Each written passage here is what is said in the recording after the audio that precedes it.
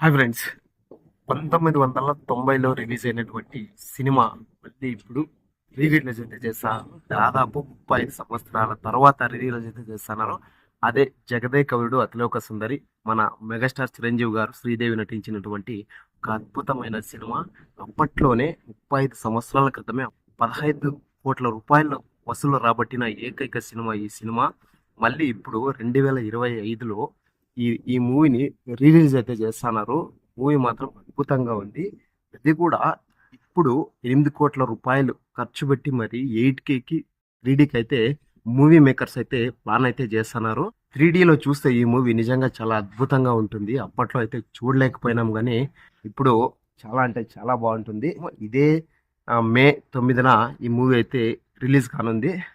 రండి, వెళ్ళేసి అందరూ కూడా అప్పట్లో చూడని వాళ్ళందరూ ఇప్పుడైతే చూసేద్దాము. నేనైతే అప్పుడు ఇంకా భూమి మీద పుట్టనే లేదనమాట.